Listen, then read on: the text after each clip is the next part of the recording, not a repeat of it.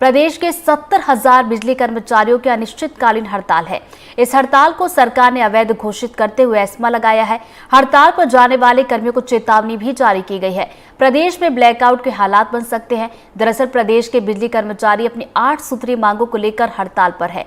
उन्होंने सरकार के सामने अपनी 8 मांगे रखी हैं, जिसको लेकर बिजली कर्मचारियों की पावर मैनेजमेंट कंपनी के साथ बैठक भी हुई थी, जो सफल नहीं रही।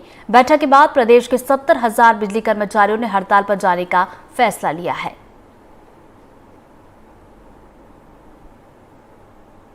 मध्य प्रदेश में आज से ब्लैकआउट की स्थिति निर्मित हो सकती है, क्योंकि प्रदेश के 70,000 से भी ज्यादा बिजली कर्मचारी और 52,000 पेंशनर आज से हड़ताल पर जा चुके हैं।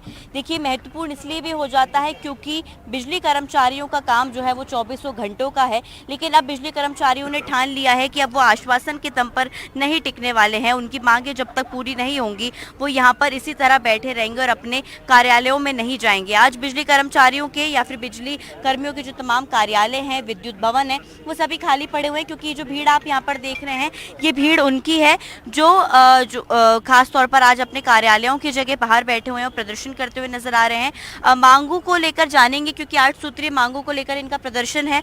सर, लगातार आप लोग जो है प्रदर्शन का रुख अपनाते हुए नजर आए, लेकिन बात नहीं बनी।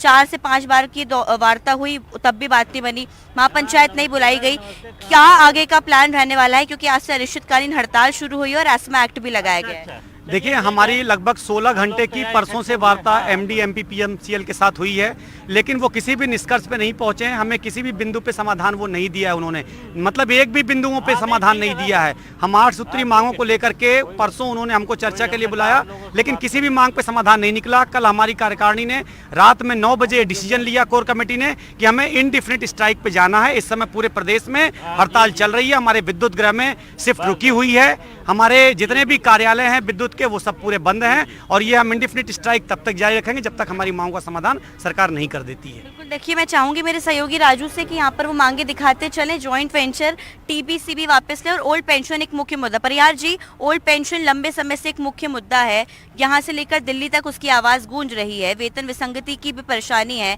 आज सारे कार्यालय खाली पड़े हैं।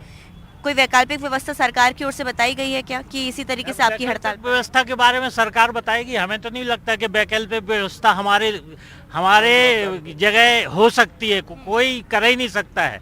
वैकल्पिक व्यवस्था की कोई गुंजाइश नहीं है। यदि सरकार हमारी मांगों पर ध्यान नहीं देती है तो विद्युत अव्यवस्था ही हो सकती है और इससे खामियाजा जो पब्लिक को भुगतना पड़ेगा, उसकी पूरी जिम्मेवारी शासन और प्रशासन की है। परियार जी, एक बात और है कि अगले कुछ ही घंटों में आचार संहिता लग सकती है। उसके बाद सरकार कोई घोषणा नहीं कर पाएगी, आप लोगों के लिए भी नहीं कर पाएंगी, तो उसके आगे क्या आप लोगों का कॉल रहने वाला है? सरकार को घोषणा नहीं करना है। कोई हम नई चीज मांग ही नहीं रहे हैं। जो हमें चीजें मिलना है उनको नहीं दे रही है, वो मांग रहे हैं हम। सरकार को कोई घोषणा करना ही नहीं है। आचार संहिता लग जाएगी जब देखेंगे, लेकिन आचार संहिता से इन मांगों का कोई लेना देना नहीं है। अच्छा, हड़ताल जारी रहने वाली? हड़ताल जारी रहेगी।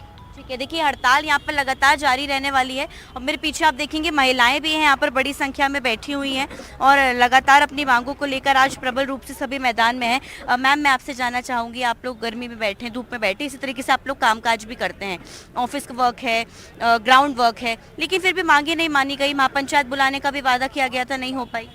जो हमारे तीनों मंच ने डिसाइड किया है हम वैसा ही करेंगे और हमारी मांगे कोई मतलब नई घोषणा नहीं है। जो पुरानी चीज़ें हैं उनको ही मांग रहे हैं। जो आदेश हमारे बहुत दिनों से पारित हो जाने चाहिए थे, मगर अभी तक हमें प्राप्त नहीं हुए हैं। तो आप लोग कार्यालयों में नहीं जाएंगे जब तक मांगे नहीं पूरी होगी? हाँ, बिल्कुल यहीं पर यहीं बैठे रहेंगे। बिल्कुल, देखिए, यहाँ पर जो है तमाम मांगों को लेकर अपनी तमाम जो बिजली कर्मचारी हैं वो फिलहाल हड़ताल पर बैठे हुए हैं।